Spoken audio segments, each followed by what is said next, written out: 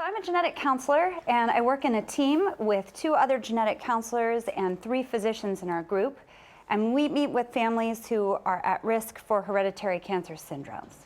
So that's what I'm going to talk about tonight. I'll probably overview a few of the syndromes that we see, though not all of them because the list is extensive, and let you know a little bit about what we look for in a family health history that would help us figure out, is this a family that we might be able to identify something in, and can we do something about it? So let's see if I can figure this out.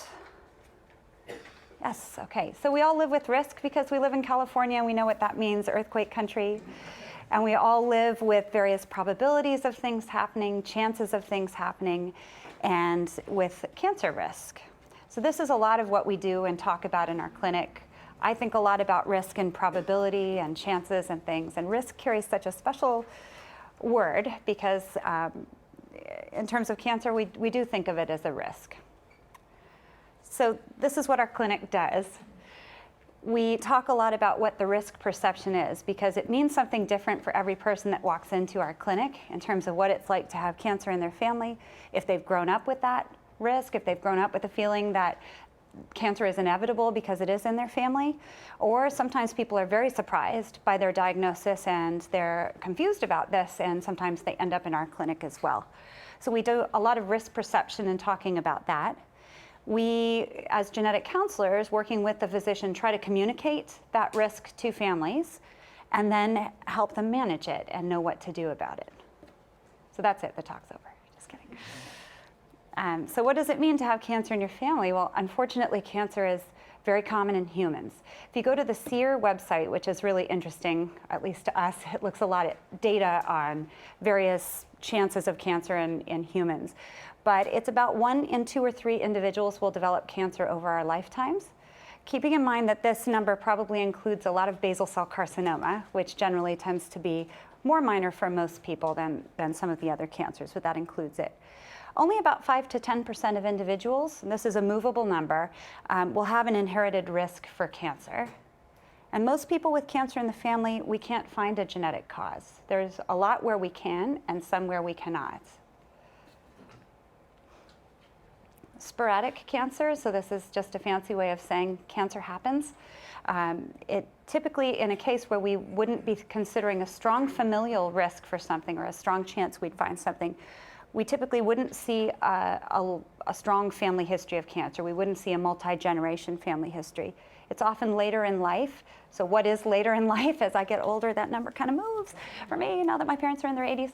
But usually we think of it over the age of 50, roughly under the age of 50. And it's not a definite cutoff. We definitely have hereditary families where the cancer risks happen over the age of 50 as well. But it's sort of a general number that we look at. And this describes over 90% of people who develop cancer, not something specifically that we can identify in the family. And many cancers, unfortunately, are common to humans. Even things like breast cancer happens to 1 in 8 women, prostate cancer in about 16% risk in men, lung cancer, and so on and so forth. So what's hereditary cancer? So you will forgive me my little pet peeves in clinic when people talk to me. I have the gene. Like, well, everybody has the gene, but do you have a mutated copy of it is what we do. We're very sticklers for these types of things. So the cancer itself is not inherited. Most of us are not born with cancer. Rarely that happens, but most of us are not born with it. It develops at some point over our life for some of us. It's a chance for cancer that's inherited, a chance or a risk, a certain percentage amount. That chance is due to a gene mutation that can be passed from one generation to the next.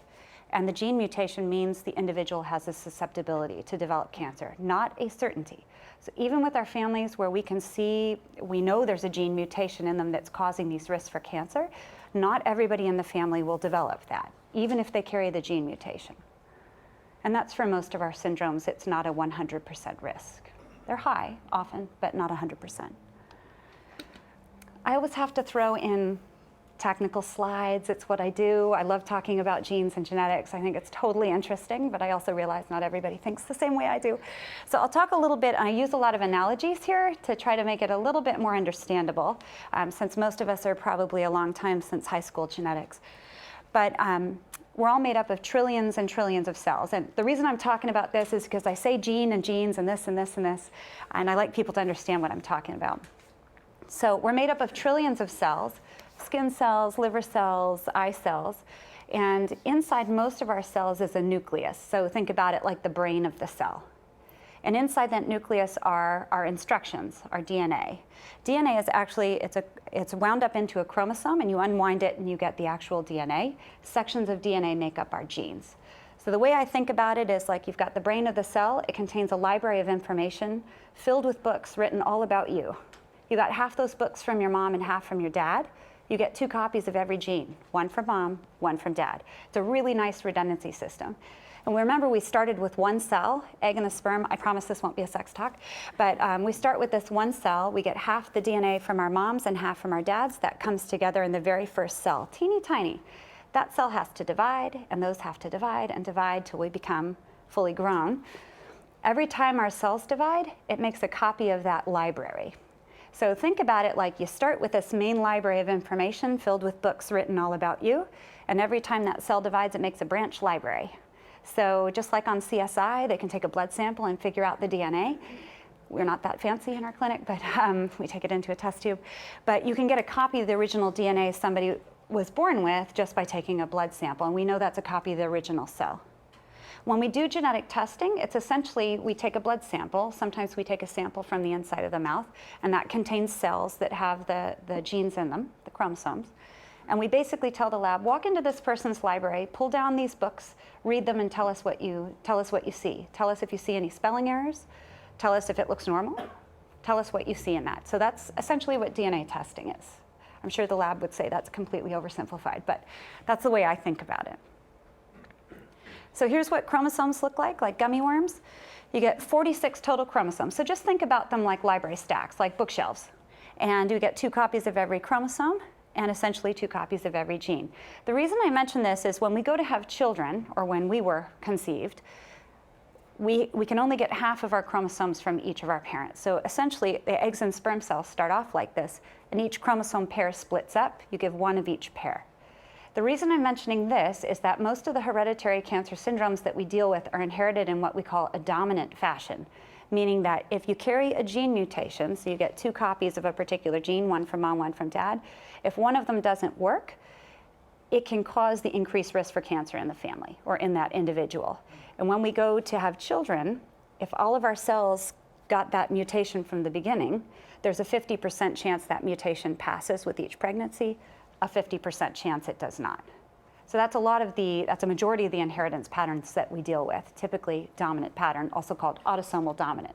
Autosomes means it's not on one of the sex chromosomes, so it doesn't matter if you're male or female, it can pass equally to both sexes for most of our syndromes.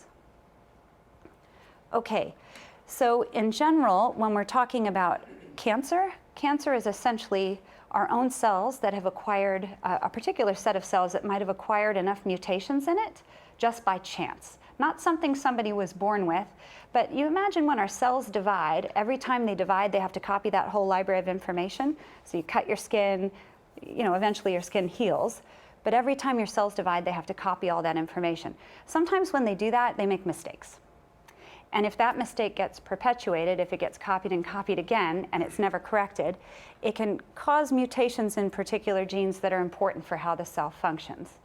So this is somewhat of a simplified view, but acquired mutations are just our cells going about their daily business. Just by chance, they make an error. Maybe they make an error in an important thing, and it doesn't get corrected, and it divides out, and eventually overgrows into a tumor or a particular cancer.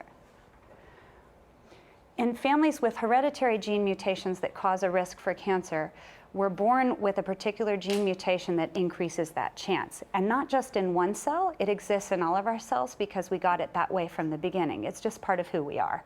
Just like we can't change our eye color, there are a lot about genes that we just can't change. We'd have to change them in every single cell, and we just don't have the ability to do that right now.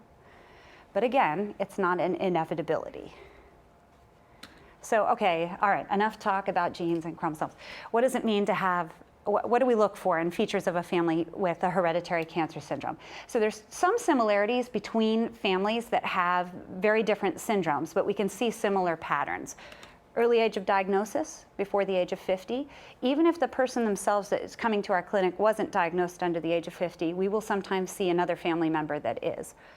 multiple generations affected, grandparents, parents, aunts, uncles, down to children.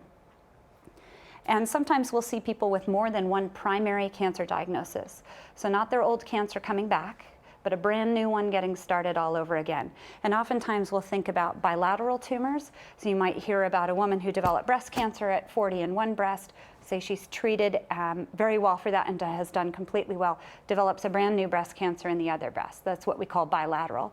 A lot of the matched organs, you can see that, ovaries, kidneys, breasts, bilateral tumors give us a clue that maybe something is increasing the chance this person might have developed it. And that's kind of common between a lot of our syndromes. I think I talked about this. Dominant inheritance means there's just a 50% chance the mutation is passed with each pregnancy and a 50% chance it is not. So this gives a very, somewhat of a limited list of the types of syndromes that we deal with, all of whom have long names and multiple names, as you can see. Lynch syndrome, hereditary breast and ovarian cancer, Li-Fraumeni, and hereditary diffuse gastric cancer I'll talk a little bit about today as examples of something that we might see. And all these other ones are some other ones that we do see as well. All have long names, von Hippel-Lindau, usually named after someone, and other rare types of things. So it's certainly not limited to these. These tend to be the ones we talk about most frequently because we see them more commonly. So this is a pedigree. This is how I think when I talk to patients. And a lot of times if patients call me after 5 years, I say, I think your name sounds familiar. And then I open their family history. Oh, yes, I remember you. This is how I think, truthfully. So this is an example of a family with Lynch syndrome. And it's a pretty striking family history. And I'm using it to demonstrate a point. But I'm not going to walk up in front of the screen because I think I was told not to. But my patient was over here who developed a very early onset colon cancer in her 20s. Not only that, she had 2 sisters with colon cancers in their 20s, a mother who had passed away from colon cancer at a young age before the age of 50. So all the little blue colors are people that developed colon cancer in the family. Same cancer, multiple generations, early age of onset. This is a family from a long time ago. It was before we had some better tests to identify things, and it took us a long time to find her gene mutation, but eventually we identified it. The important point here is that we typically do not test children for hereditary adult onset disorders. Lots of reasons for that. I'm happy to go into it. But the essential thing is, from a medical standpoint, usually there's not a risk in childhood for most of the syndromes that we deal with. Some there are, in which case, if we have an intervention to offer, we will offer genetic testing. If there's nothing we would do differently until that person is 25, we like to allow them some time to make that decision themselves about when they want to test. This was a case where we actually did test a child because the onset of cancer was so early in this family. We were worried we were going to miss something and the child would develop a cancer before we screened them. So we started with her oldest son who tested negative. The good point here is that means he did not inherit the risk for this syndrome and is not at high risk for colon cancer, which was a tremendous relief to his mom. This is one of the times where a family was actually delighted to find out they carried a gene mutation, and I don't mean to put that in a strange way. They had already dealt with a lot of this cancer and had been through the emotions of being diagnosed with the cancer. So to find out that there was a particular gene mutation that caused it gave them a lot of relief to know, aha, this is what's been running through our family causing us all this trouble. What can we do about it now? So this is Lynch syndrome. It has multiple names. Henry Lynch is actually still living. He's at Creighton University. It has names like HNPCC, hereditary non-polyposis colorectal cancer. Also, Muir-Torrey syndrome is another way that another name for it. Geneticists like to change the names of things constantly. So sometimes, oh, I have this syndrome. Oh, it's called this now. They change it every so often. So in my 11 years of working in this clinic, it's been called multiple names, but we've gone back to calling it Lynch syndrome. The cancer risks are significant, and I just saw a patient who just recently tested positive for a mutation causing Lynch syndrome, and I always learn something from patients, and she pointed something out to me. She's already been through a cancer, and she said, you're telling me my lifetime risk for colon cancer is 80%. And I said, well, that's if you didn't do anything about it. I mean, these are looking at families from a long time ago. We know that in these families with Lynch syndrome, the colon cancer risk is significant. What we're trying to do is reduce the chance for that to happen. So if we know about it ahead of time, I actually don't think her lifetime risk is going to be 80%. It should be significantly below that, and hopefully down to a really low number by doing screening. People with Lynch syndrome also have a high lifetime risk for endometrial cancer, cancer of the uterus, which is about a 50% lifetime risk. And Dr. Kurian will go through more about the screening and prevention tools that we use, so I won't spend time on that. And there are ranges for some of these other cancers as well. And we can see these patterns in family. Colon tends to be the most striking in Lynch syndrome families, but not all. And they can also have these skin findings called sebaceous adenomas, which in themselves are usually not very worrisome, usually take them out, but they're a clue for us as to something that might be going on. These are dominantly inherited, so we do see it running through families, multiple generations. And the frustrating part of the syndrome is it can be caused by mutations in one of 4 different genes. They're called mismatch repair genes, and they're important for repairing damaged DNA. I guess that's an important point too. Most of the genes that we deal with that cause hereditary cancer risk in families have to do with how the DNA is repaired. So you can imagine, they're called tumor suppressors or mismatch repair genes. So you can imagine if you have a tumor suppressor gene that doesn't work so well, it may not be so good at suppressing tumors. So how do I know if it's Lynch syndrome? So conveniently, it has a little mnemonic, 3-2-1. 3 people in the family with a Lynch syndrome cancer, usually colon or endometrial. One of them has to be a first-degree relative of the other 2. In at least 2 generations, 1 diagnosed before the age of 50. So that, if you have a family that meets the Amsterdam criteria, that will give you a good chance that you would find a mutation in one of those genes. Not every family looks like that. And as we've gotten to know Lynch syndrome better, we've gotten better at screening for it. So now, instead of going directly to a DNA test, a blood test, we actually start with the tumor. Because the tumor tells us a lot of clues as to, is this likely to be Lynch syndrome, or is this likely to be not? And we follow a very nice algorithm that usually, not all the time, works quite well. And it will detect Lynch syndrome in probably 90 to 95% of people that we screen. This brings me to another point. We always start by trying to, it doesn't always work, starting with the person in the family who's had the cancer that's been diagnosed, usually the one who was diagnosed the earliest in the family. We don't have all the genes yet that cause hereditary cancer risk in families. So if we start with the person who's most likely to have it, we're going to have a greater chance of being able to identify it for that family. If we start with the person in the family that is the youngest stage of diagnosis and I test them for every gene I can think of and they test negative, it means likely it's some other gene that I just can't figure out, and testing other family members isn't going to tell us anything. So we talk a lot about informative negatives, uninformative negatives when we're doing cancer genetic testing. If I had a gene, we joke in our clinic about someday having just a little thing you can just pour the blood on and see what lights up. We're just not quite there yet. We have 22,000 different genes. We know about some of them. We don't know about all of them. So we do start with tumor screening, and I think it's usually pretty funny when I talk to patients, well, funny, sort of, when I talk to patients about it, and I'm like, oh, your tumor got to my desk. And they do arrive, and hospitals hang on, particularly academic institutions, hang on to paraffin-embedded tumor for a very long time. So you can actually order it even if the cancer's been diagnosed 5 years prior, sometimes even 10 years prior. Usually not 40 years, because I just tried that with somebody, it didn't work. But I'm using this family history. I didn't even explain what the pedigree is. Squares are men, circles are women. So you can see I have an arrow pointed to the man. His sister is next to him. The children are below them. Their parents are above them, aunts and uncles to the right and to the left. Hopefully that makes sense.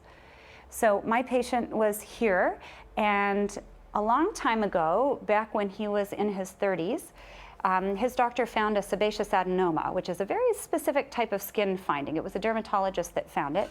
And this dermatologist was pretty smart and said, I read this article that said people who have these often get colon cancer, so you're going to start colonoscopy now. So he did, and he kept up with his colonoscopy regularly. He had a lot of polyps. He developed colon polyps starting in his 30s and probably developed 2 or 3 per year, which is a little uncommon in the 30s, particularly to have that many, and never had developed a colon cancer. When I met with him, he just had a mom with colon cancer, but these sebaceous adenomas, and I said, well, I don't know if we're going to find Lynch syndrome, but we can try. So we started with testing his actual sebaceous adenoma that pointed us to the right genetic test. And we were able to test him for that particular gene instead of having to look through all 4, and found the mutation in his MSH2 gene. So a very different picture than the previous family history that I showed you. So it's It's not quite understood why some families with Lynch syndrome look so prolific and others do not. Normally, I wouldn't have looked twice at this family because the colon cancer was a much later onset. It was only one person. I don't see multiple generations here, but the key point was that he had prevented his cancer by doing colonoscopies early. So why does somebody want to know this? Yeah, particularly if they've just been through a long process of chemotherapy or radiation, surgery. It's just a lot to manage. Some people decide they don't want to talk to us right away. They want to wait a while until they've recovered and they're ready to hear more information. I think the hardest thing is seeing patients, particularly those that come in through tumor board, brand new diagnosis. It's so much information, it's like learning a whole new language. And it's very difficult to throw on top of somebody. We know you just got diagnosed with this cancer, but we're worried about ones down the line. It's a lot emotionally to handle. Why would somebody want to know this? Well, there are some benefits to it. If we know what syndrome the person has, we know where else to look. We have some idea of what other systems might be involved and what we can do for prevention or screening. Sometimes it offers other interventions or treatments to that patient occasionally. And the other thing is that these are typically inherited, so it means something for their other family members, not just their immediate family, but aunts and uncles, first cousins, the whole family at large, because it's coming down from somewhere, so other people have inherited it. And it gives more information. If we identify what's going on in the family, it then offers a very specific blood test to other family members to be able to pick out, did they inherit this risk or not? And instead of having to page through the entire gene, so if I think about the gene like a book, if I find the mutation in somebody, I know which gene it is, I know which page it's on, and I know which sentence it's in. And then we can just do testing for that particular change. Hereditary breast and ovarian cancer syndrome is one that we deal with very commonly. These are caused by mutations in the BRCA1 and BRCA2 genes. Everybody has BRCA1 and BRCA2 genes. They are tumor suppressor genes. They're named so BR breast CA cancer. A little bit of a misnomer because they do cause risk for ovarian cancer as well. The lifetime breast cancer risk, depending on which gene is mutated, is between 45 and 65% lifetime, with many of those occurring in the 30s and 40s, on average in the 40s. And we worry about the risk for a second primary breast cancer after somebody's been diagnosed with a breast cancer, and that risk falls roughly around 50%. The ovarian cancer risk is significant. So just to give you an idea of how this compares with the general population, lifetime breast cancer risk for most women is about 12%. So up to a 65% is a big jump in risk. Lifetime ovarian cancer risk in the general population is about 1 to 2%. So a 40% risk number is a huge jump in risk. Also dominantly inherited. This is one where people tend to ignore their father's side of the family. We do not. Equally inherited through males or through females. It looks like it's skipping generations, but it is not. Men will inherit the gene mutations, but they don't have ovaries, so they're not going to develop an ovarian cancer. And their breast tissues are very, very different. Male risk for breast cancer runs about 1 in 1,000. Men can develop breast cancer. In BRCA2 carriers, that risk is 6%. So it's really not extremely elevated, but it's certainly something we pay attention to. So we look at both sides of the family. We know that about 1 in 300 to 1 in 400 individuals in the general population will carry a mutation in one of these two genes. It is much higher in the Eastern European Jewish population, 1 in 40. And that has to do with founder effects. It's a big difference in number. This is an example of a family with a BRCA mutation who eventually we identified a BRCA mutation, but the benefit of looking at one's family history. This is an Eastern European Jewish, Ashkenazi Jewish family. Patient came in to her doctor with a lump in her breast, but she was very young and the family history didn't look that striking. But she pushed pretty hard, and if you can see, this is her right here, her sister, dad, aunt, and then the red is her grandmother with breast cancer, diagnosed at 40. She passed away at 60, ostensibly at something else. But if you stepped back a little bit further in the family, this is what it looked like. The grandmother actually had a second primary breast cancer, all 3 of her sisters with breast cancer. Our patient ended up having breast cancer at the same time her sister was diagnosed, and they carried a BRCA1 mutation.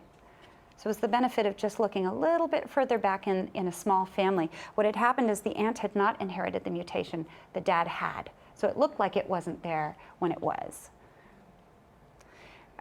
Leave Romania, I'm bringing this up because we understand more about this syndrome as we go forward. It is relatively rare. So compared with BRCA, which is 1 in 300 to 1 in 400 people with a mutation, this occurs, we think, in about 1 in 20,000 to 1 in 30,000 individuals. Well, why bring it up? Well, people are diagnosed with rare tumors, and just because it's rare doesn't mean it doesn't happen. The hallmark of this syndrome is sarcoma, a relatively uncommon type of cancer. But it causes risk for multiple cancer types, bless you. We can see pediatric cancers with this syndrome. So this is something where we might consider testing of children. I find this one of the harder syndromes to deal with just because the cancer risks are so broad. And we consider it if we see very early onset cancers, somewhere in young adults, colon cancer in the 20s, breast cancer under age 30. We would also look for rare tumor types. There are certain automatic things we would look for, and that would be like, there's a rare pediatric brain tumor called choroid plexus carcinoma, and then there's a rare cancer called adrenocortical carcinoma that occurs in about 1 in a million people, I think. Those are automatic things we would look for. It's also inherited in a dominant fashion, meaning usually a parent carries it. We do know that occasionally people can be the very first person in their family to have this syndrome. So why? Well, something happens at the moment of conception, at the moment that person is conceived, that damages that particular gene. We don't know what causes it or why. Gene mutations happen in people. But sometimes a person can be the very first person, which would mean they carry the mutation and have the ability to pass it on to their children. But their siblings and parents, aunts and uncles, and other extended family would not be at risk. And there are certain situations where we'll go looking for that even without a family history. The cancer risks are significant. They are much higher for women than for men. Men are closer to the 60% lifetime risk, which is still high. Women closer to a greater than 90% risk because of the breast cancer risk in these families is significant. The gene is called TP53. This is an example of a family with Li-Fraumeni syndrome. And you can see the cancer risks are kind of broad. So our patient actually had 3 primary cancers. Now that alone would bring him to our clinic without even looking at his family history, because all of them were diagnosed under age 50. All of them were separate primary tumors, not starting from somewhere and moving somewhere else. They all happened to be concentrated in the GI region, but they were separate primaries. This is where your pathologist is your best friend, because pathology will tell me everything that I need to know sometimes. But he did have a brother that died of a brain tumor young. These were all outside the US, so I had difficulty tracking down some of the records. A gastric cancer in a brother, and there was some report of a cancer of the hip bone in a nephew that I, after getting the results of this test, presumed was probably an osteosarcoma. His mother had had breast cancer in her 30s, and there were other unknown cancers in other family members as well. Not every family with Li-Fraumeni looks like this either. And lastly, I'll talk just very briefly about hereditary diffuse gastric cancer syndrome. So this is also relatively rare, but it causes a significant risk for a very particular type of gastric cancer. Most stomach cancers that develop are called intestinal type. This is a diffuse type of gastric cancer. It's also called poorly differentiated, signet ring cell type, Leonidas plastica. The other thing that it can cause in women is a significant risk for lobular breast cancer. So there are different types of breast cancer that can occur. This syndrome tends to cause lobular breast cancer. Also dominantly inherited, and it's caused by a mutation in this gene, again, with multiple names, CDH1 or E-cadherin. And Dr. Kurian will talk about one of our families that has a mutation in this gene. So why not just go to your doctor and get this test? Why do I have to go talk to you, genetic counselor, who's just going to talk and talk and talk? As you can tell, I like to talk. Why not just go get swabbed and find out? Well, we do a lot of risk assessment prior to a person coming in for the clinic. We would typically call a patient before they even walked into our clinic to take a family history, and we look at a lot of factors. Is this likely to be a hereditary cancer syndrome? Is the person calling us the daughter of somebody diagnosed with cancer and they want to know if they're at risk? We might tell them, look, I think your parent is the better person to do this test and it's going to give us the more robust answer. Is their insurance likely to cover this? Quite frequently it does. It's a consideration though, since a lot of our tests are relatively expensive. The BRCA test alone is controlled by one laboratory. That test cost is a $3,200 test. That insurance often covers provided somebody meets their criterion. We talk a lot about informing family members, and we're very encouraging. So I tell this to my patients. I have 2 aunts that live in Ireland 3 miles from each other and haven't spoken to each other in years.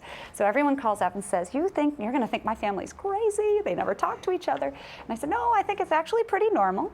This is normal for most families. But we do very much encourage people to share their genetic test results, whether positive or negative, because we share genes with our family members whether we like them or not. So. There are interventions that we would offer, and we talk a great deal about that. We often meet with people for over an hour in our, up to and over an hour in our clinic to run through all of this information, and talk a lot about actual and perceived risks. What do we do about it? What do you think the risk is? Is now the right time to test? So now what do you do? I will leave that to Dr. Kurian to talk about.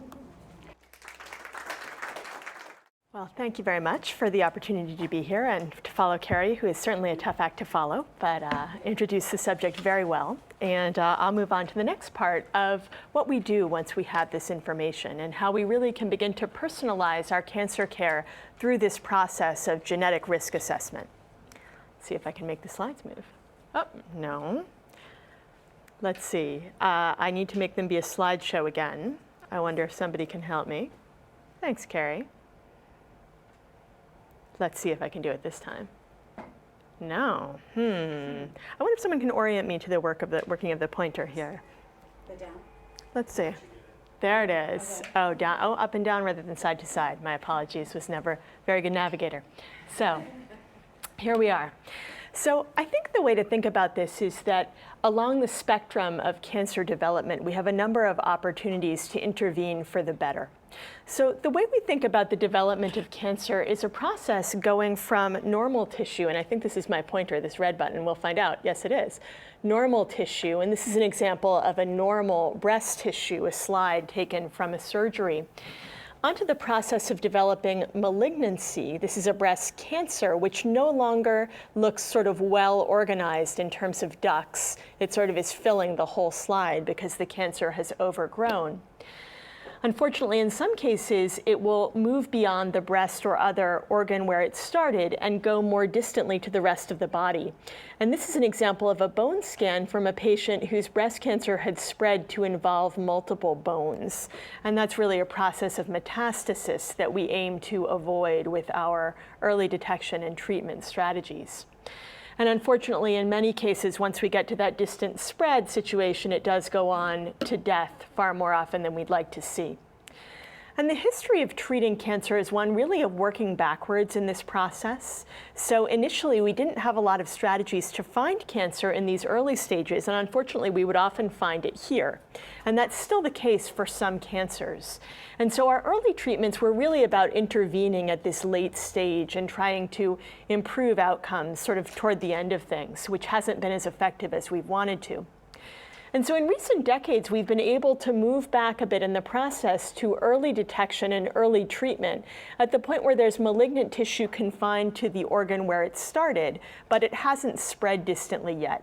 And that's really been the success story of the last few decades for cancers like breast cancer, to some extent colon cancer, and some of the other ones that we can find early and treat more effectively. But I think a real goal for the future of medicine is to move further up in the pathway. What we'd really like would be to get to a point where we could intervene here in the process before the cancer actually develops, so a prevention approach. So our goal is to target strategies for prevention and early detection according to a patient's level of risk. But how do we know who in the whole population is the most likely to develop cancer? And that's where this genetic question comes in. So I just wanted to provide this slide as a look at the landscape of genes for breast cancer. And I don't want to get into a lot of the details, but just give it to you as sort of an organizing schema for how we think about these things. And a lot of this recaps some of what Kerry already said in her part of the talk. But basically, we have a graph here which shows on the y-axis or the vertical axis the risk with inheriting an associated cancer mutation. So a relative risk of 1 is average, general population. We're seeing some gene mutations which increase the risk of breast cancer by 10-fold over the average population. And examples that Kerry gave would be BRCA1, BRCA2, P53, and some of the others. But then the important question is, how common in the population are mutations like this? So that here is on the x-axis, the minor allele frequency, or how common are they? And you can see that most of these very high-risk mutations are pretty rare, under 1 in 100, certainly. So that's where most of the action has been so far in breast cancer and really most of the other cancers that we know about and that we have tests for.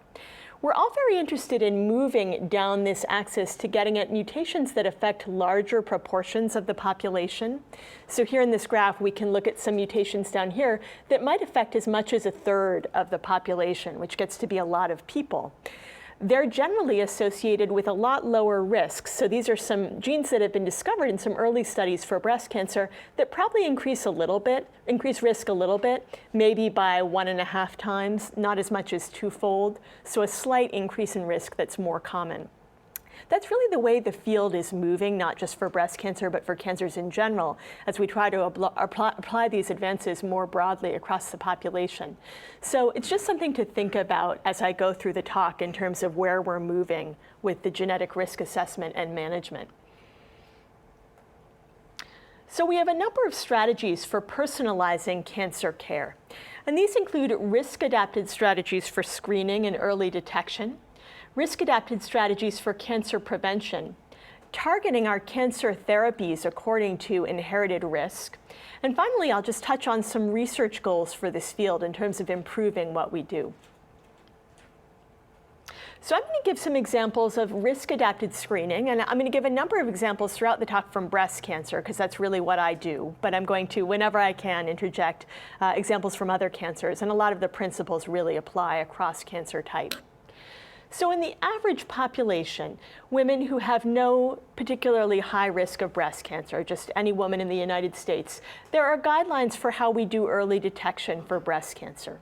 And what they are that typically we would start with mammogram, which is an X-ray of the breasts, and I'm sure familiar to many in the audience, usually once a year starting at age 40.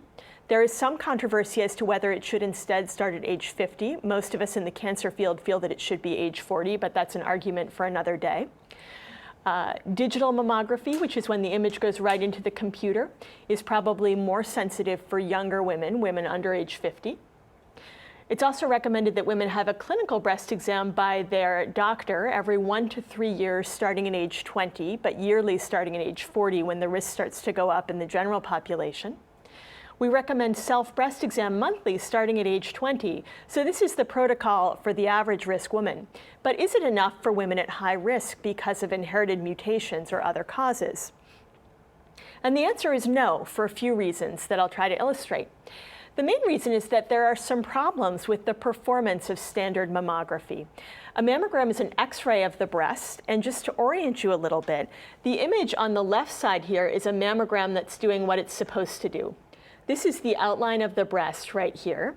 And what you can see is that the breast has a very gray color, and that's how we like it to look on the mammogram, because cancers are white in color. It'd be very nice if they all came with a handy arrow to show us where they are, and unfortunately that's not the case. But I don't think we really even need it to see this white tumor here. This is a very informative, useful mammogram. That's how they're supposed to behave. But unfortunately, all too often, we have mammograms that actually look like this. And this is a dense breast. And what that means is that the tissue has much more of a white color to it rather than a gray color. When you're looking for a white breast cancer, it's like trying to find a polar bear in a snowstorm. It's going to be very hard to find in this dense breast. And so this mammogram is not going to be very useful. And unfortunately, breast density on a mammogram is very common in young women, in women under 50. It's a large proportion of the population. As we age and go through menopause, our mammograms generally start to look more like this. But before age 50, they tend to look like that. And that's a real problem for women who've inherited a genetic mutation that makes them get cancer early. The mammogram isn't going to work very well. And so that leads us into thinking about other tests that we might apply in high-risk populations. And the main one for breast cancer is MRI, magnetic resonance imaging. And this is an example of a 38-year-old patient of ours at Stanford who had a mutation in the BRCA1 gene. And it's a little hard to see on this slide, but this is her mammogram. This is the outline of her breast. And you can see this dense white breast tissue here, not surprisingly in a young woman. And our very good Stanford radiologist read this and they said, this looks okay, we don't see any cancer here. Her MRI, however, looks quite different. It's a little grainy on this slide, but I'm going to show you the outline here. This is the outline of her breast on the breast MRI. And what you can see, again, I don't think we need this handy arrow, is the white tumor in the middle. So this is an abnormality, this white mass. It prompted a biopsy, which revealed cancer. It was an early cancer, and it was missed by the mammogram. And that is an all too common story in young women at high risk. And this is just our example from our own practice, but much larger studies have shown that MRI is significantly better at finding smaller cancers than the mammogram can find. Well, why don't we just do MRI for everybody? Unfortunately, every advance comes with a cost, and the cost for MRI is that it unfortunately also finds a lot of things that aren't cancer. For example, I'm sorry, I'm going to go back so that we can see that again. I pushed the wrong button. But for example, what's all this stuff over here, right? So that's actually not anything of importance. It's not cancer. But the MRI finds a lot of stuff that then we're not sure what it is, and it might require additional imaging or an additional biopsy to figure it out. If you're a person who's high risk, the probability that any biopsy we do would show cancer is pretty high. So it's sort of a good bet that it should be worth biopsying it. If you're a person who's low risk, though, the probability that something that we would see on the MRI would be cancer is pretty low, so probably not worth your while to get a test that's just going to generate a lot of extra procedures and biopsies. And so that's why right now, breast MRI and other high sensitivity tests like this are not recommended for everybody, but should be targeted according to level of cancer risk. And just to go into the guidelines here, the American Cancer Society has made risk-adapted guidelines for breast screening that get into this issue. And so they've defined high risk as patients who have at least 2 times the United States average risk of breast cancer. And that's a threshold that applies for a lot of different conditions and interventions. About double the average kind of starts to make us treat patients a little bit differently. So the average woman in the United States has a 10 to 12% lifetime risk of developing breast cancer. When you hit about 20 to 25%, double the average risk, you can get there a few different ways. Having a BRCA gene mutation will get you there, and so will having a very strong family history of cancer, even if we can't find the mutation. The other ways you might get there would be having been exposed to radiation therapy to the chest at a young age, often to treat another cancer like Hodgkin's lymphoma. That's a fairly common treatment for that relatively rare cancer. Sometimes women have abnormalities found on a breast biopsy, like atypical hyperplasia or lobular carcinoma in situ, which aren't genetic, but do confer a high risk, and so they sort of fall into the same category. So when women hit that double the average risk threshold, we start to screen them earlier, starting at age 25 to 30 instead of after age 40. And it's recommended that we screen them not only with yearly mammogram, but also this breast MRI that I showed you, in addition to clinical breast exam every 6 months by a doctor and breast self-exam monthly. So it's an example of adapting screening according to risk. Another example from colon cancer, I'm not going to go into a lot of detail, but these are practice guidelines from the National Comprehensive Cancer Network, which basically make the rules for how it's recommended that we take care of patients. And you can see just a few examples when there's a strong family history, for example, 1 first-degree relative with colon cancer at age less than 50, or 2 first-degree relatives with colon cancer at any age. We're advised to start colonoscopy beginning at age 40, or 10 years before the earliest diagnosis, and to repeat it every 3 to 5 years. When we get out to a more distant family history, like an aunt or uncle or a 3rd-degree relative, we can start at age 50 and do it every 10 years. So it's just an example, again, of risk-adapted screening. Kerry talked about Lynch syndrome, where we have a higher risk and a documented genetic risk. There we usually do annual screening colonoscopy. And we didn't talk much about it, but there's another syndrome with even higher risk called familial adenomatous polyposis. And in that syndrome, we actually will often do surgery to remove the colon preventively. So you can see that we're escalating up in terms of what we think the risk is of how we manage patients. So I just wanted to show an example from Li-Fraumeni syndrome. Kerry talked about that as one of the highest risk syndromes that we know in terms of cancer risk for all sorts of different kinds of cancers. And again, I won't go into a lot of detail, but there was a nice recent study where they did a very comprehensive screening program once a year for these high-risk patients. And just as an example, this included yearly mammogram and MRI screening of the breast, yearly screening of the brain with MRI, yearly total body MRI, believe it or not, to look at possible sarcomas, muscle tumors that could happen anywhere in the body, colonoscopy every 2 years because there's a colon cancer risk, and some other tests to try to do the most intensive screening we could think of for early detection in these high-risk patients. And what they found was a benefit that I'll show you. This is a curve I'll show you a few more of.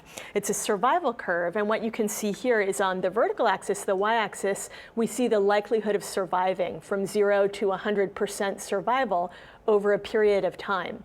And where you want to be on a curve like this is up near the top, 100% survival over time.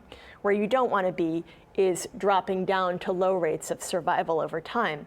And what this curve shows is that these high-risk patients who got all this screening had excellent survival over time of 100%, whereas the ones who didn't, unfortunately, had quite a high death rate from these cancers that were not caught early.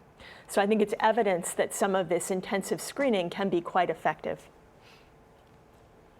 So I'm moving on into preventive surgeries a little bit. And these can seem like a really drastic thing to do, but I think like anything else, it's a question of fitting the intervention to the level of risk and, of course, to the individual patient's priorities and goals.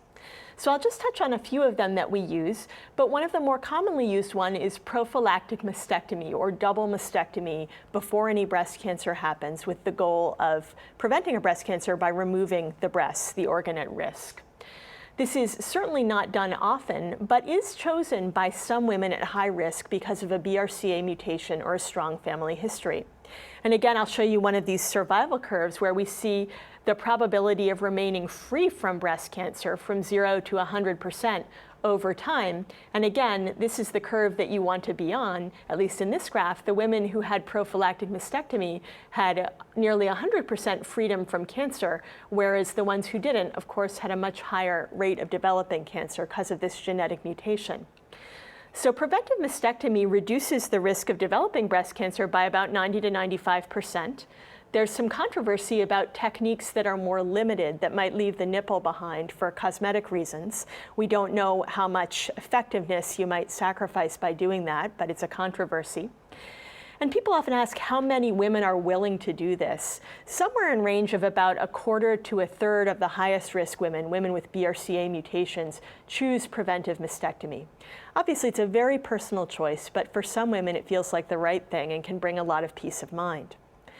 The other surgery that is done frequently in this population of BRCA mutation carriers is oophorectomy, removal of the ovaries and fallopian tubes to prevent an ovarian cancer. So often these surgeries may be done together. And actually oophorectomy is done even more often because for the ovarian cancer situation, we don't have good screening. We don't have good early detection. Whereas for breast cancer, we're getting increasingly good at finding it early. So screening is a good alternative to preventive mastectomy for high-risk women for breast cancer, but we don't have that kind of an alternative yet for ovarian cancer. So I just wanted to talk about another preventive surgery, which is kind of interesting, preventive gastrectomy. Who knew you could remove the stomach preventively and people would be okay? It's sort of dramatic and remarkable that you can actually get away with that, but in fact you can. And when patients have a mutation in the CDH1 gene, E-cadherin, which Kerry touched on, they have a very high lifetime risk of developing cancer of the stomach, gastric cancer, which unfortunately is often fatal. So about an 80% lifetime gastric cancer risk, and we really don't have good screening, good early detection techniques for this. The surgery itself, removal of the stomach, has about a 2 to 4% mortality during the surgery, which is not nothing, but it's something that can be managed, particularly by a skilled surgeon. It would be lower than that. The complication would be malabsorption, that you lose some ability to absorb food when you lose your stomach. And in some patients, weight loss could even approach 100 pounds. They're not in everybody.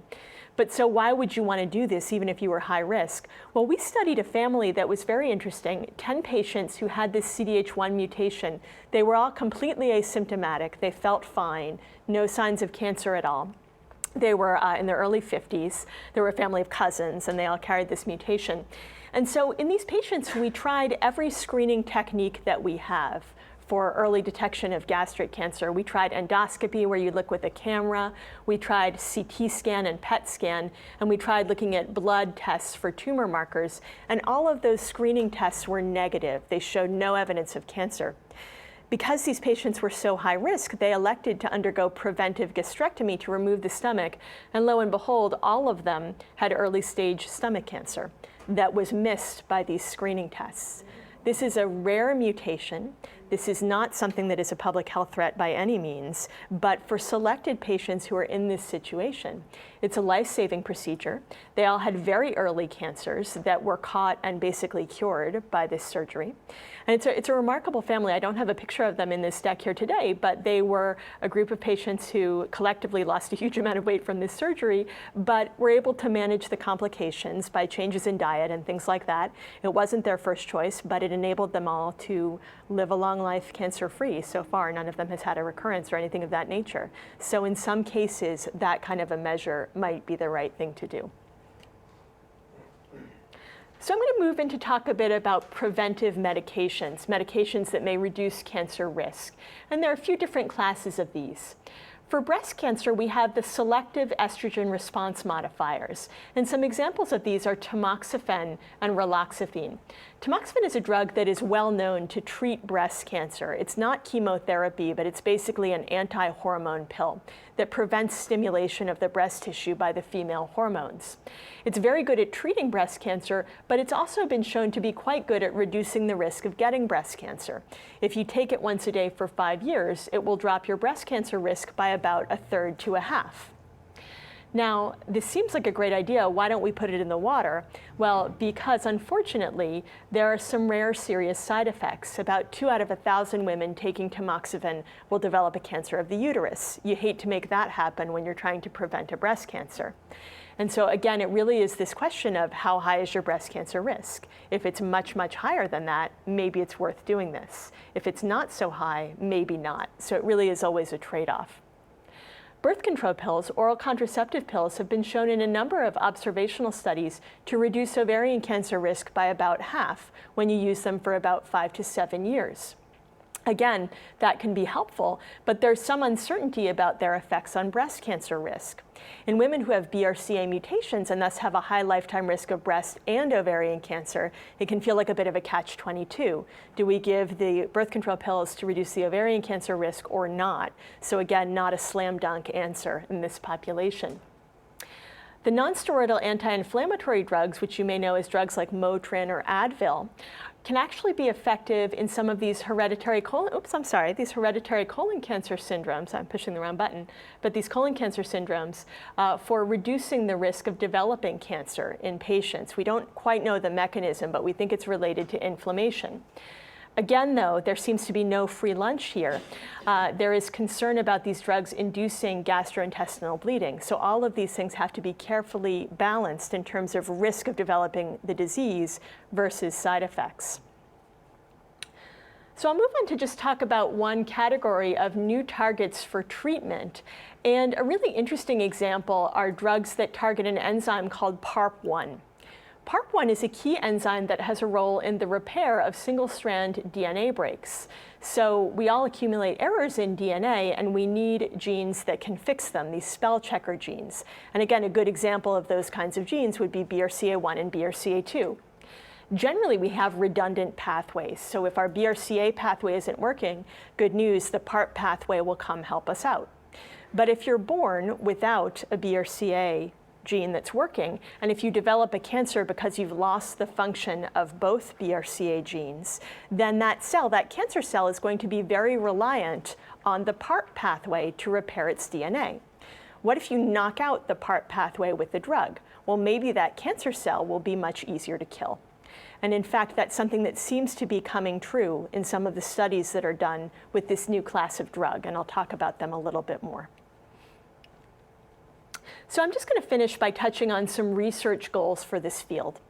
I think we need to get better at refining our risk assessment strategies, at understanding who is most likely to develop cancer, both in terms of family history and our genetic causes, so that we can get better at targeting risk reduction.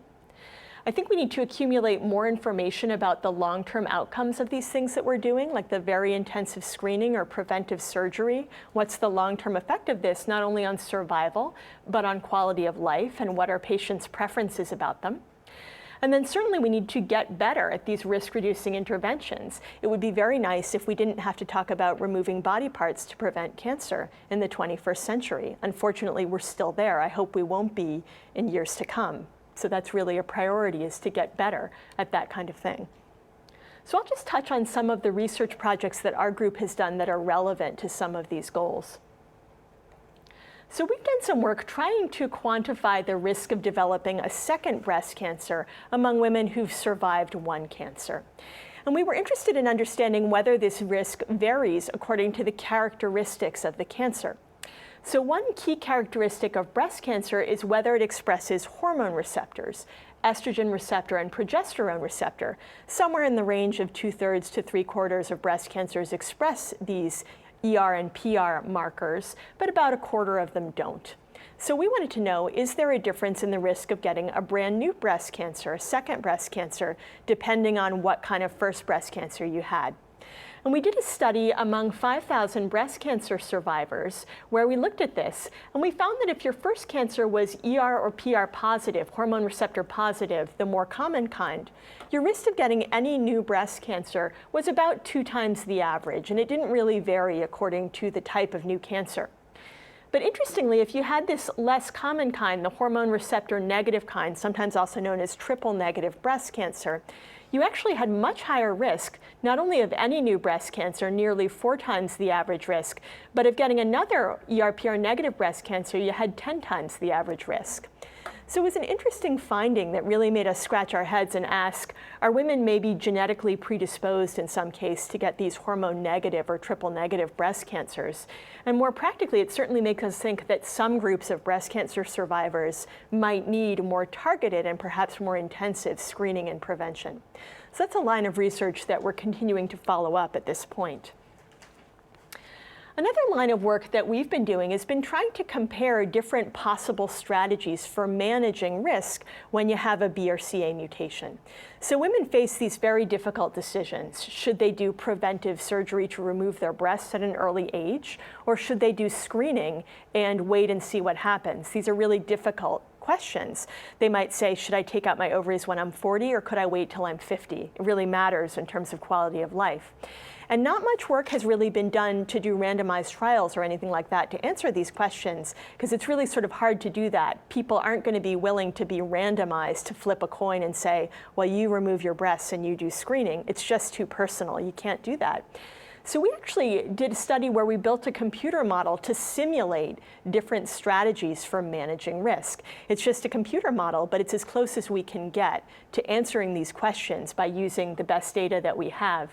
And I'm not going to walk through all of this, but this is another one of these survival plots where on the y-axis, the vertical axis, you have probability of surviving 0 to 100% over your age. And there were different strategies that we compared to see which could get you to the best survival here in the outer corner. And again, I won't go through all the details, but one of the most interesting findings was that good screening for these high-risk women with mammogram plus MRI could yield very similar survival to preventive mastectomy, because we're getting quite good at the early detection, catching the cancer early and treating it well. So that was a finding that I think may be helpful to women who are struggling with these questions of how do I manage my high cancer risk. It's a paper we published a few years ago, and we thought it would be helpful to actually digest this a little bit more so people could use it. And our next step was to build a computer, basically online tool that anyone can actually access. It's right here, and it's freely available on the internet for anyone who would want to play with it. And it allows patients and doctors to enter information about themselves. They can enter their age, whether they have a BRCA1 or BRCA2 mutation, and they can select different strategies that they might consider for managing their cancer risk. So they could do different screening strategies with mammogram, with or without MRI. They might choose the ovarian removal surgery, not at all, or at age 40 or different ages, and maybe the preventive mastectomy for the breasts, not at all or at different ages. And the tool estimates what would happen, so allowing patients and doctors to compare options in terms of, if a woman chose one strategy, here's the chance that she would be alive by age 70 or have died of a cancer or have survived a cancer. So just a way to begin to translate some of this information for use to guide these decisions. So I'll just finish with a final research slide. I talked to you before about those PARP inhibitors, drugs that interfere in that pathway that's used as a backup for DNA repair. We've been part of a trial at Stanford led by my colleague, Dr. Melinda Telly, which has been really interesting, where we've looked at patients with the triple negative, ER/PR, HER2 negative breast cancer, which is the kind that is actually more associated with BRCA mutations. And we've given those patients treatment with chemotherapy, but also with a PARP inhibitor to see what would happen in terms of the ability to treat the cancer. And we've seen a variety of responses, but what's been really interesting is that in the patients who actually do have a BRCA gene mutation, there's a very high rate of this treatment just getting rid of the cancer. 90% of them have had the cancer just gone at the time of surgery, which really is pretty remarkable. So I think it's a relatively small study at this point and needs further evaluation, but is at least beginning to be proof of principle that some of these targeted therapies may be very effective for patients in certain groups of cancer risk. So I'm going to conclude at this point by saying that I think incorporating genetics into cancer care really represents a shift in the paradigm of how we take care of patients. I think we're moving toward a greater emphasis on cancer screening and prevention rather than treatment once it's already arrived. Our goal is to have risk-based interventions and to be able to personalize the risk-benefit ratio. And I really believe that this is a preview of the future of medicine, when we're going to know more and more about individuals' risks for certain conditions and how to respond to them. We believe that earlier intervention should improve outcomes in terms of quality of life, survival, and even cost of care. And certainly the goal here would be to modify any promising strategies that we see so that they can be applicable across a broader population and lower risk groups of patients. So I'm just going to conclude by showing the contact information of our Stanford Cancer Genetics Clinic. We have a pretty large group now, and this is how to reach us. And I think both Kerry and I would be happy to take any questions at this point.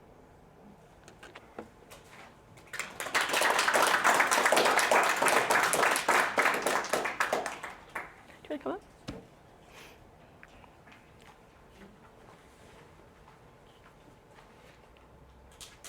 I actually have two questions. Would it ever become standard of care to do the genetic testing for this, the BRC1, with everybody? It's a great question. Well, you start, I'll finish. It's a great question. I would Here. hope so. The more we get to know, I can stand next to you. So. The more we get to know it better and look at the family histories, it seems to make a little bit more sense. I don't know if you feel differently. I think that the guidelines have been shifting. We've known about the BRCA mutations for about 17 years. And initially there weren't guidelines, and then there began to be guidelines that were quite restrictive and would say you really need huge numbers of breast cancer cases in your family at very young ages. I'm actually on one of the panels that develops guidelines, and every year I think we're a little more inclusive because of studies that show that actually there are probably a lot more mutations out there than we originally thought, and we may be missing them if we restrict to these families that just have cancer everywhere. So I think we're moving toward that. I think the barriers at this point to more widespread testing include cost. That's one barrier. And I think another barrier is that we sometimes, when we test, get results that are equivocal. So they're called variants of uncertain significance, which are really frustrating. And basically, they mean that there's just a small change that probably has no clinical meaning, but we see it. And it can be really frustrating when we get that, because we don't always know how to interpret it. That doesn't happen very often. It's probably 5% of the time. But that's one of the reasons that we sometimes think we should only test when there's at least a 5% chance that we would find a mutation. So the chance of finding something useful is at least as high as finding something not useful. That's sort of the argument right now. But I think as the technology advances and we know more about what to do about those and the cost goes down, the testing will become more widespread. That would be my guess.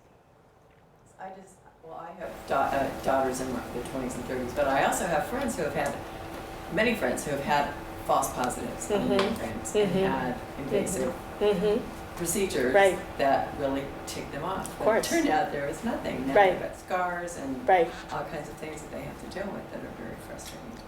Well, I'm sorry to hear that. I wish it were a less common of a story, but unfortunately it is, relatively common. And all I can say is that if we'd been screening them also with MRI, it would have been worse, because that has a higher cancer pickup rate, but also a much higher false positive rate. So it's about, when is it worth it to do these things? And I think it's very tricky. I mean, certainly one answer is get a better screening test, right? So we don't have these problems.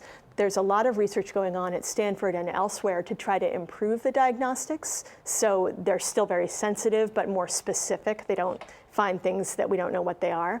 I think as the field moves that way, we might have a better time and not have to target so tightly, but that would be in the future. And one more question is, Sure. What's your feeling about 23andMe? It's a great question. I will summarize and say that it's one of a few direct-to-consumer companies looking at genetic testing and using it in various ways. I'll give you my take, and then we'll let Kerry give her take as well. I think that there are some genetic tests which could be used in that context, and I wouldn't worry about so much. Some of them worry me a bit if they're being done without any medical advice. So for example, the BRCA tests or Lynch syndrome, tests like that have tremendous clinical impact, not only for the patient, but for all of his or her family members.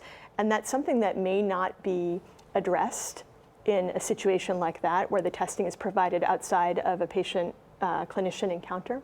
So that's always my one concern is, it's one thing if it's a mutation or change that doesn't convey very high risk, but when it's something major, I worry about how it's going to be interpreted, if not under the supervision of an expert clinician.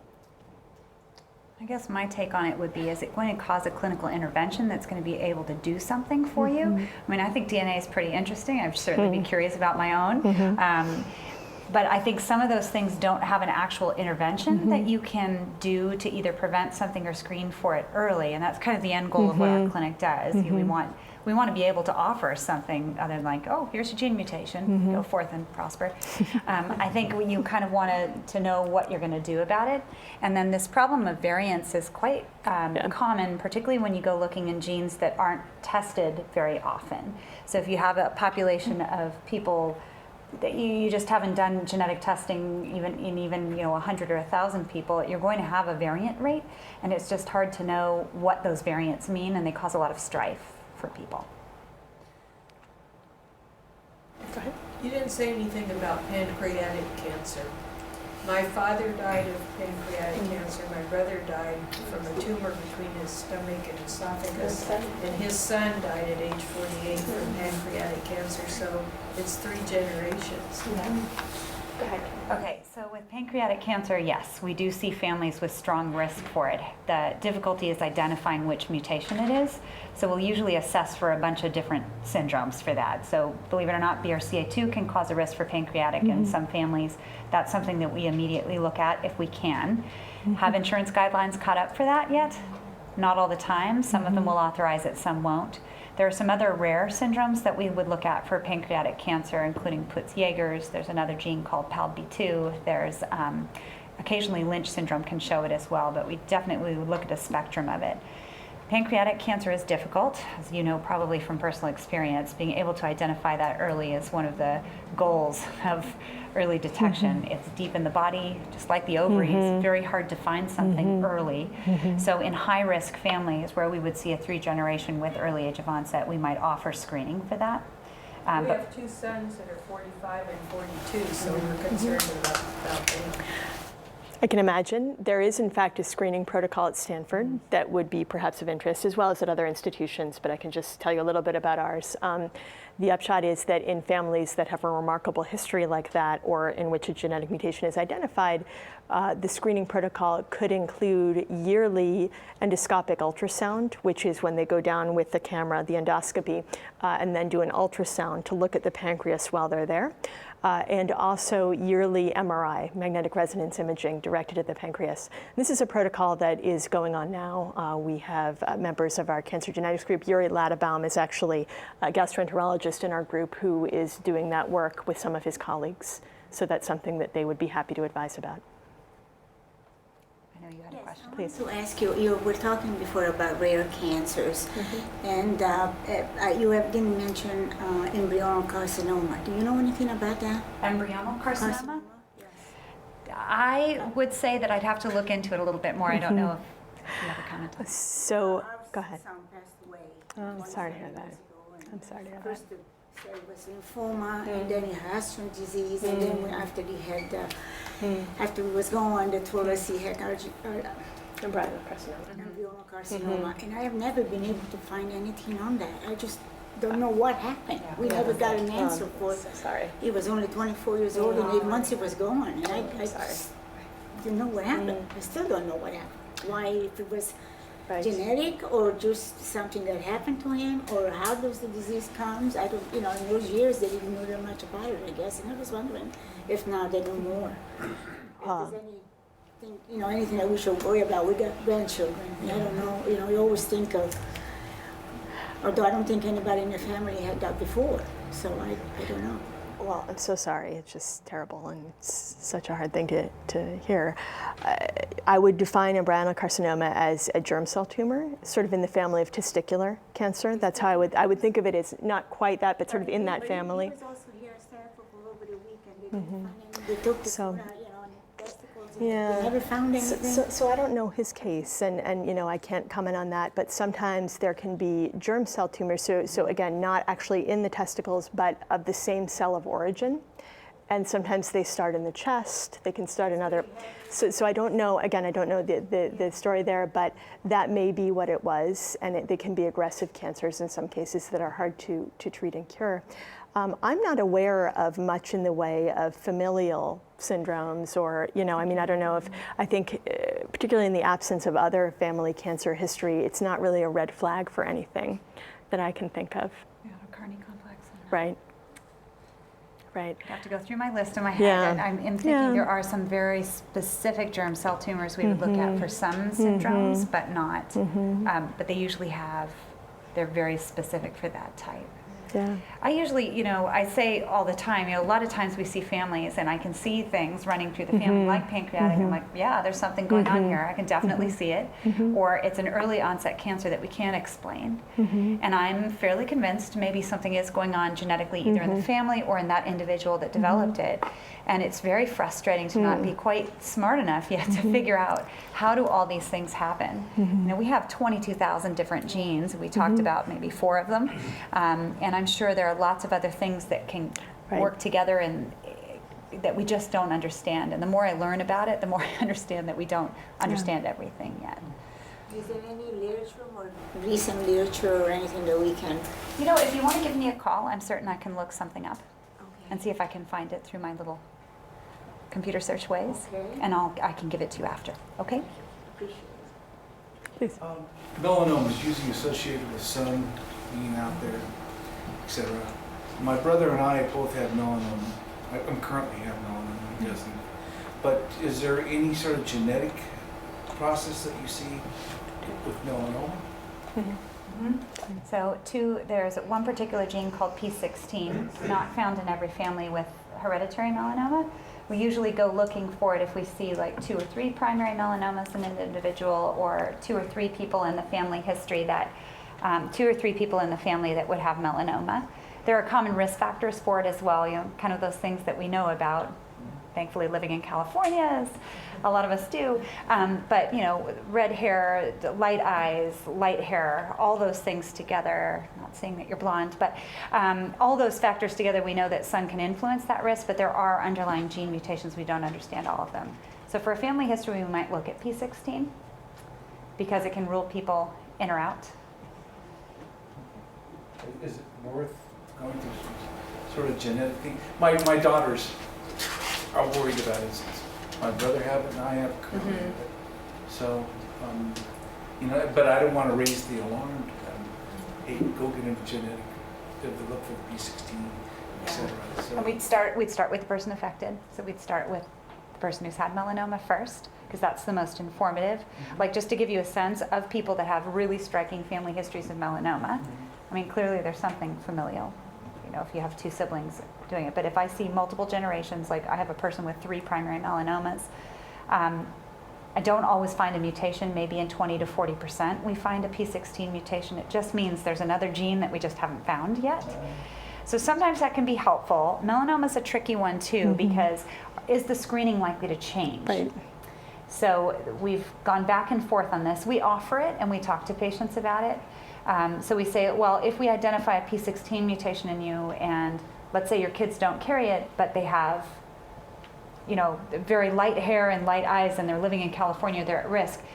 Are we going to tell them not to go to their dermatologist once a year? No.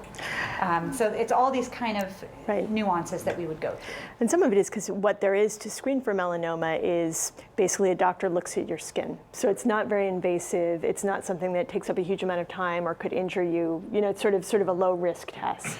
So it's not something where we apply it so differently. I think if it was something where we're talking about preventive organ removal, we'd feel very differently. I mean, my So. melanoma was in the bottom of my foot. You don't see that on the Right. skin, right? No. Right. I mean, it's a little unusual. So, strange. It's a little unusual. Certainly, you know, if there are questions, we'd be happy to answer them later. Please, I'm sorry. You did say that you start with tumor and then work backwards. Is there any For Lynch logic? syndrome. For Lynch syndrome. For Lynch syndrome. For Lynch syndrome that only. one? Okay, Yeah. I was just wondering if there's any logic to going back as many generations as you can. You know, in large families, a melanoma patient has several daughters, saving them individual testing and seeing if the farther back in the family has a mutation. So we have tried that with some cases where we're able to do some site-specific stuff on older tumors.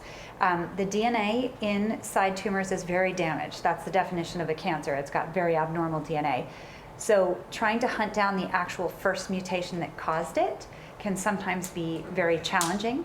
And then there are also challenges of breakdown of DNA within the tumor once you get a block that's a little bit older. So it works for some things, but not always for others.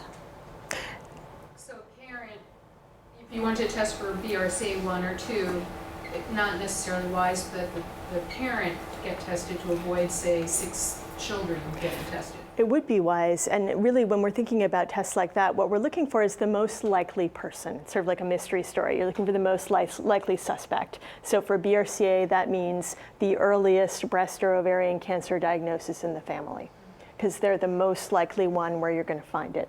And if you find it in that patient, then you would go to all the children, the siblings, and offer the test so that you would get a yes or no answer.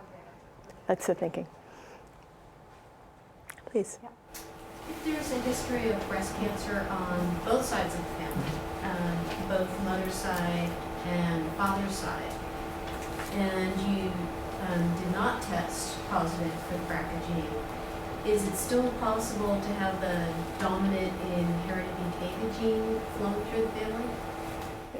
So a couple answers to that question. One is if a person, it depends on who was tested, and if a mutation wasn't identified in the person that had an early onset breast cancer and there seems to be a striking family history at least on one side, then we presume a mutation is not identified, that it still could be a dominantly inherited syndrome that we just can't find the right gene to take a look at. So in this case, mother and daughter were tested and both tested negative. Okay, very complete, great. And did they both have the cancers? Both had cancer. Okay, Very complete testing. yeah, great. Sometimes there are some, if the testing was done a while ago, the testing itself is still good, even if it was done like 2004 or 1999, it's the same test. There are some additional tests that sometimes we would do if a family history showed an early enough diagnosis, or if we felt there are other features we should take a look at. There are also some expansions to the BRCA test that occurred in 2006 that some people haven't had done if they were tested in the early 2000s. That we'll sometimes consider doing. They have low probability of finding something, but we still offer them. So yes, it is still possible to have a dominantly inherited syndrome, and we just can't find the gene mutation. So it's something where we would do more puzzling to look at the pedigree and try to think about whether there should be more testing. Very often we just run out of what we can do. But then we still have to answer the question of how do we take care of this patient with all this family history. And so what we actually do is use computer models that come up with an estimate of lifetime risk just based on the family history, even when we don't know the genetic reason. They're not perfect, but they give us a ballpark, and they can say, all right, do we think this woman is at over 2 times the average risk from her family history? And if so, then we should be doing MRI. So that's sort of how we deal with the problem, at least for breast cancer, when we don't have a genetic answer, but we have a lot of affected relatives. Please. I'm curious about Barrett's esophagus and whether or not it's specifically whether or not it's indicative of a gene predisposition to acquiring cancer, or whether it's a standalone condition that really isn't genetically motivated. So I'm happy to talk about Barrett's a little bit. Do you want to do that? Okay, sure. I'll let you do So I'll be brief because it's a little bit outside of my area. But basically, it's a predisposing condition, and most of the time is associated with more environmental factors. And I don't so much mean the world outside, but the local environment, meaning acid reflux. That's one of the most common reasons, is basically a chronic inflammation because of acid reflux. And we think that that chronic inflammation predisposes to genetic changes, which would lead on a path to cancer. So we think it's more of an exposure issue than an inherited issue. Now, certainly lots of people have reflux, and not everybody gets Barrett's, right? So there still may be some differences of why does one person with reflux develop this precancerous condition and another person doesn't. Maybe they inherited some gene that is different in the way it predisposes, but we don't yet know that. It's just a speculation there. Sure. Please. Can you comment on the efforts to, how successful were the kind of efforts to prevent cancer? I mean, there is a famous book I wrote, a famous anti-cancer, by a research physician. And there are other more recent things, like vitamin D, and apparently several cancers that maybe have some degree of prevention with that. I don't know, but what's the status of that? Yeah, so I think it's a great question, and I think there are several categories of interventions. I think for the highest risk patients, people who have, very high risk, people think about things like preventive surgeries, which sound crazy if you're not a high risk person. That's at one end of the extreme. For people who aren't nearly that high, sometimes we think about medications. So I gave some examples of medications that can reduce risk, and that might be a good option for somebody who's not high enough risk to do a surgery, but maybe is at high enough risk to be willing to take a drug. So that's sort of middle level. And then I think for people who are at lower risk, and really for everybody, we think about lifestyle modifications. So of course, the biggest one is not smoking. Biggest one, best known, not smoking. That prevents a ton of cancers. And if everybody stopped smoking, we'd be much better off from that regard. I think exercise seems to be associated in most studies with preventing cancer. No one has ever been able to find anything bad about exercise, which is tough for some of us who would rather be sitting on a couch. But in fact, it seems to be good for what ails you, and that includes cancer, diabetes, heart disease, et cetera. So I think that's a cancer prevention measure. In terms of diet, hard to identify specific foods that really are implicated. And people, you'll read in the newspaper all the time, sugar causes cancer, red meat causes cancer. I think those claims are not well proven. And I really always feel sorry when I see patients who have completely restricted their diets because of that. It just seems like something that kind of adds insult to injury when you have cancer and then you're not allowed to eat anything you like. So most of the time there isn't a particular food that you have to avoid or anything of that nature. I think for many cancers, both in somebody who's already had a cancer and in somebody who hasn't, there's some evidence that it's better not to gain a lot of weight. It's better not to be really overweight. That seems to be associated with cancer risk. So however you get there, I don't think there's any specific food, but limiting weight gain is probably healthy in terms of cancer prevention. Some evidence for alcohol, depends on the cancer, but restricting alcohol consumption. We don't know what the right amount is. For breast cancer, we often say aim for under 3 drinks a week, 3 drinks or fewer a week, but nobody really knows the magic number. So I think that's kind of the spectrum of what you can do. I think vitamins are a really tricky story. people had a lot of enthusiasm for that, and then there were some studies of vitamin E in lung cancer that actually showed an increase in risk and an increase in mortality. That was a bad surprise. You know, we all thought this would be helping, and actually not. So I think you have to be careful about jumping to conclusions that huge doses of vitamins are going to do good. There's a lot of interest right now in vitamin D that's being studied in a number of different trials, so hopefully we'll learn more about that.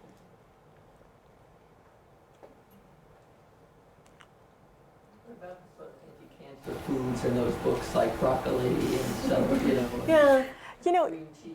yeah. So these are great questions, and one of the hats I wear is actually epidemiology, which is basically the study of cancer risk. I have a joint appointment in the epidemiology division at Stanford, and so I spend a lot of time thinking about risk and why people get sick.